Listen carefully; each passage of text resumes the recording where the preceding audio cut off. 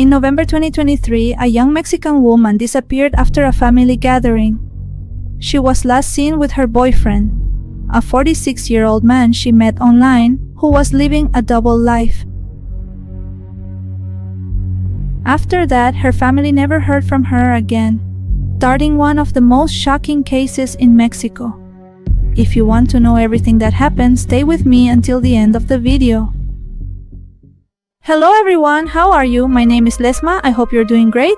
As always, I'm so happy to be here with you for another day and very grateful that you're watching wherever you are. Today we have a case that happened in Mexico, that of Berenice Ocampo. Join me as we look at all the details.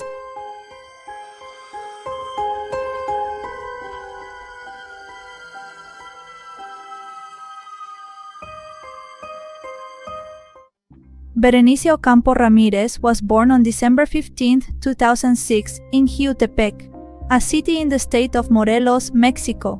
She was the youngest of 3 children born to Fabiola Ramirez Cruz and Pedro Ocampo Arizmendi, who raised all 3 in a very peaceful home in Cuernavaca. Berenice grew up surrounded by the love of her parents, siblings, and extended family. Everyone described her as a cheerful girl, very close to her loved ones, who loved sharing all the holidays with them.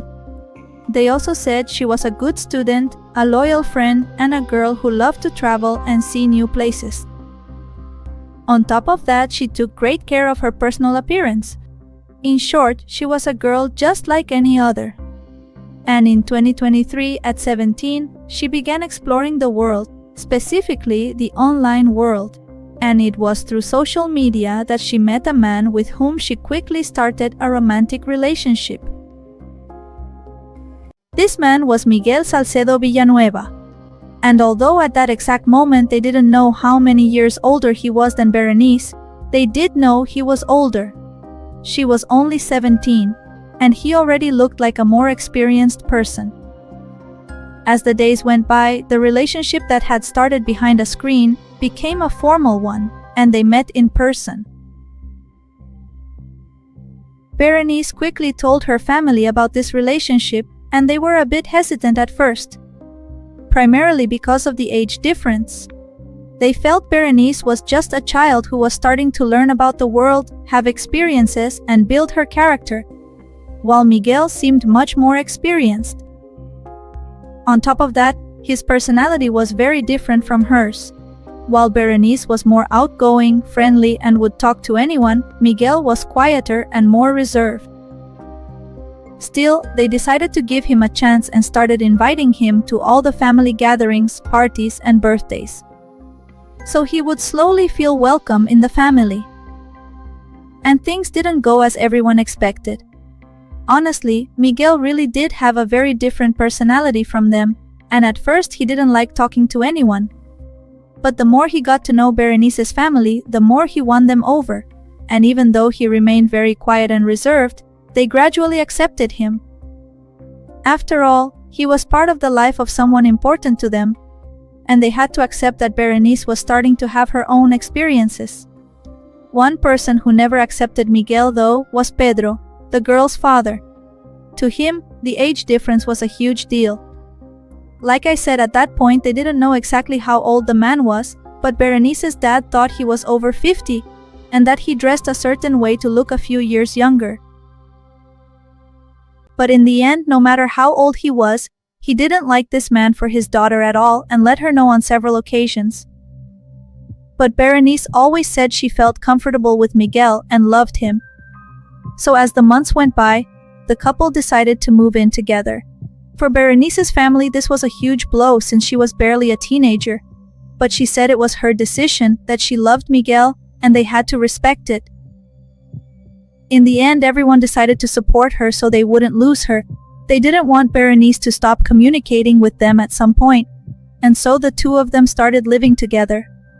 Now, living together was fine at first, but as the days went by, things started to take a turn for the worse, and Miguel began to show his true colors. He was very jealous, controlling, and possessive of Berenice. He wanted to know where she was going and who she was with. And on top of that, she also gradually stopped showing up to the family gatherings she used to love so much. She even told her parents once that this man had gotten violent with her. After that time Berenice told her parents that this man was violent. They told her she could come back home whenever she wanted. But strangely, she stopped visiting them for a month. After that she saw them again and they brought up the subject again naturally.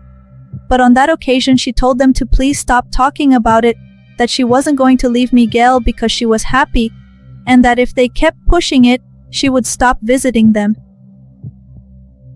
On top of that, it also came to light that Miguel had a 15-year-old daughter, something he had hidden from Berenice and her family. Ultimately, it was clear that the relationship was nothing but trouble. And Berenice, in the end, seeing that her parents were very worried, decided to tell them she would think about leaving Miguel. But this never actually happened because of the events we will recount today. So that brings us to November 24th, 2023. That night, Berenice and Miguel went to her family's home and spent time with her parents. They had dinner and played some board games they had stored away, and you could even say the four of them had a fun night. On that occasion, Berenice and Miguel told them they were going to take a trip to the tourist town of Tepoztlan in Morelos, one of the young woman's favorite destinations, as they visited often. This time, they would go with Berenice's cousin Mimi to try the local food. That night, Berenice and Miguel said goodbye, and on the 26th, they went on the trip as planned. The three of them toured the town, and in the afternoon, they took Mimi home. When they got to Mimi's house, her parents invited them to stay for dinner, and they shared a very nice family evening with Berenice's aunts, uncles, and cousins. They left around midnight. After that, Berenice's mother called her to see how things were going. But she didn't get an answer.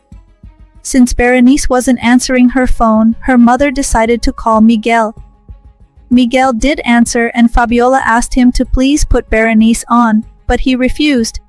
He told her Berenice's phone was dead, and his was very low, so they couldn't talk anymore.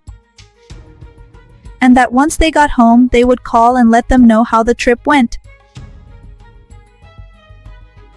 Berenice's mother found this explanation very believable and waited a few hours to call them back. But neither of them answered.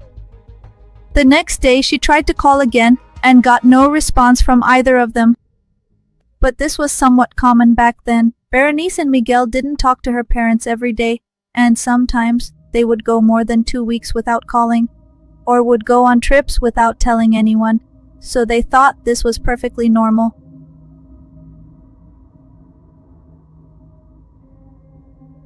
Until December 15th arrived.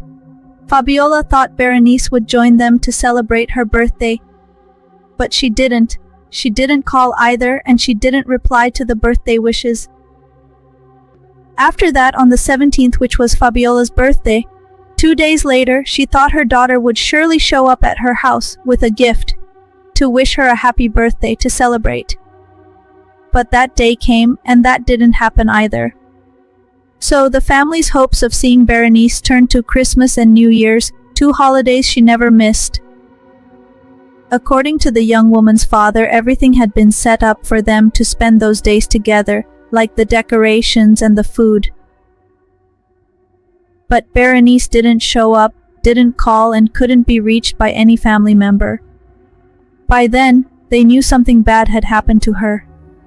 On top of that, they couldn't reach Miguel either, so they assumed both had been victims of a crime. So, in January 2024, an uncle of the young woman went to the authorities to report them both missing. An official search alert was immediately issued, and Berenice's relatives, neighbors, and friends shared it on social media, hoping to get any information on the couple's whereabouts.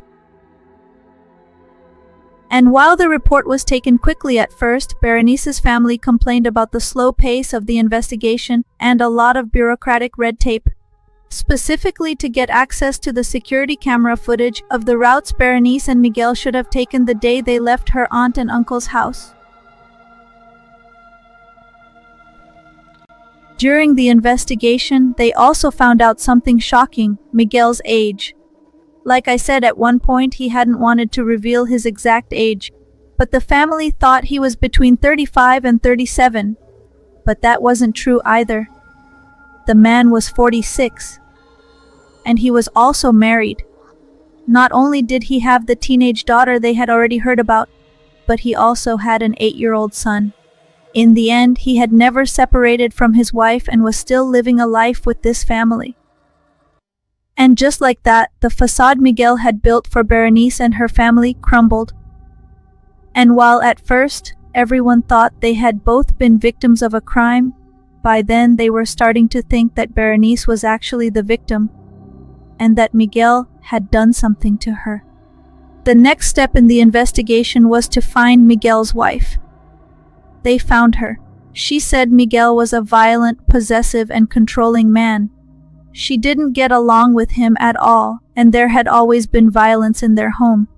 At one point in the relationship, she had decided to leave him, but he hadn't paid child support, so in the end, it was an on and off relationship. On top of that, the authorities found out something else. While Berenice's phone had been turned off since the day she left her cousin's house, Miguel's hadn't. Miguel's phone did have a signal at certain times during the disappearance, which obviously made no sense to Berenice's family. And by that point, their suspicions were growing deeper and deeper. They simply wanted to know where the young woman was and what Miguel had done to her. So the family kept searching on their own and started organizing marches and various protests. This was to demand that the authorities not let the case be forgotten. As time went on, their desperation grew. Everyone thought that maybe Berenice was being held against her will. So they made appeals hoping she would be released, saying that if she could hear them to please get in touch, because they just wanted to know if she was okay. Months went by with no results, and in December 2024, a little over a year since Berenice was last seen, her family, with the support of various groups, held a day of searching and protest. During this event, they put up posters and asked the public for information on Berenice's whereabouts. With no answers, another event was held in March 2025, making it clear that the hardest part of what they were going through was not just her disappearance, but the uncertainty of not knowing what happened to her. Berenice's grandfather did say on that occasion that he was confident his granddaughter would return to her family. The next update in Berenice's case came on September 7, 2025, when Miguel was arrested. But not for the young girl's case, but for a car accident. When the officers asked for his ID and ran it through the database, they told him there was an active warrant for him. They asked if he knew anything about it and he completely denied it. They also asked him about Berenice. He said he did know her but had no idea where she was and hadn't for years. So the officers took Miguel to a police station to be questioned, but the man was released a few hours later without any details on what had happened inside. For Berenice's family, the fact that Miguel was fine, that he had been seen, and that he had spoken to the police only raised more suspicions. And they were now completely sure that he had never been a victim of a crime, but was instead Berenice's abuser.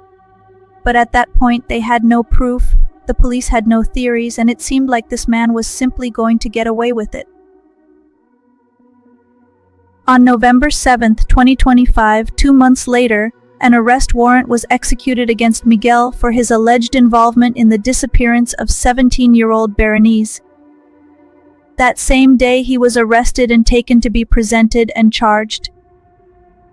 The arrest was made through intelligence work that included locating his workplace and involving his boss, who, after having the situation explained to him, was asked to call him in under some pretext so he could be arrested.